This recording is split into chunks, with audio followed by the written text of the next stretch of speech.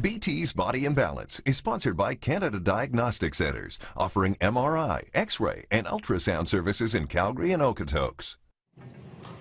We've been talking about this a lot. Most children headed back to school in about a week or so. While some kids are super excited, others might be anxious. Health specialist Leah Sarich is here now with some helpful ideas for parents to make the transition a little bit smoother. Yes, right. It is a big time of transition. And that's the thing.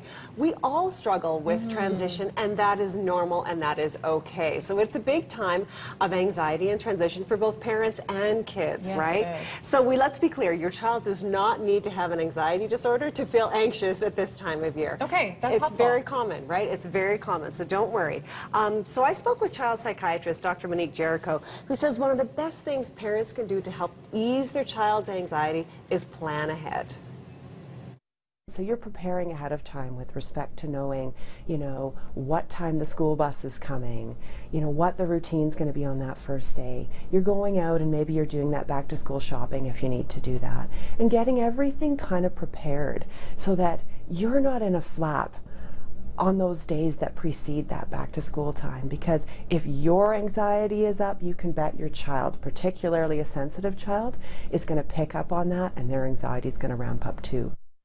For sure it will, right? So your planning as a parent is really important. It really, really matters. And part of this, of course, is moving your child back to the sleep routine. So we need to start thinking about that now. Maybe it's just by 15-minute increments over the next week and a half or so, but that's going to help, because you can imagine if both parents and children are tired and grumpy, that's not going to help anybody, so get some rest. Get some rest. Okay, so I'm guessing that sweeping things under the rug is maybe not the best approach here. Right, but you can see where the parents are coming from. Maybe they don't want, they know that maybe going back to school is going to upset their child, so they don't want to mention it.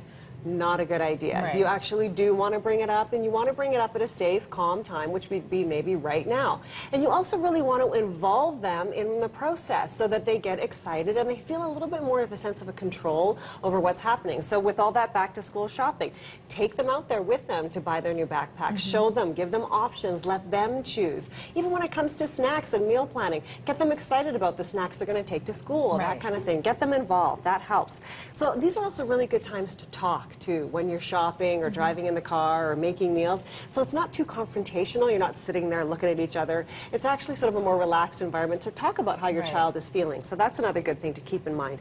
And of course, it's also really important to start that routine, because when you have a routine, that is going to reduce your child's anxiety, particularly about walking into that new classroom. They're walking into an environment where they may not know their teacher, they're not going to know the school routine, they don't really have any power or authority if they're really little, and they really have to be relying on these other adults in their lives. So if parents are able to make the rest of the week and the rest of the day predictable, that can really help kids feel a sense of control. So having a sit-down breakfast, taking that time in the morning that's calm and that's planful, can start the day off in a different tone than it would if you were just scrambling and rushing out to get that school bus. Right? Doesn't that make sense? Absolutely. So just like many adults, we like to be in control. Well, so do our kids. They like to feel a little bit in control, right? And then the other thing Dr. Jericho said is build in a little bit of fun in that routine so that they have something maybe to look forward to at the end of the school day. Doesn't have to be anything major. Maybe it's just snack time with mom after that, or maybe it's just a few minutes at the playground. Just something that they know is going to happen. It's going to happen every day, and it's going to be fun every day, so that they can look forward to that throughout the course of the day, particularly if they're anxious. And here's the big message for parents. Remember that overcoming this anxiety, feeling the anxiety, overcoming it, and then being okay at school is a huge part of the developmental process. This is something that they need to learn. They need to learn that I can feel anxious, that I can overcome it, and that I'm okay. So this is a really important step in development for sure. Huge life lesson. Exactly. Now, if it goes on for 3, 4, and 5 weeks, this is when you want to talk to the school about some supports and maybe the family doctor about some other options. But in general, this is very common. Health specialist Leah Sarich, thank you very much for this. You're very welcome. Information on your blog. On my blog, as always.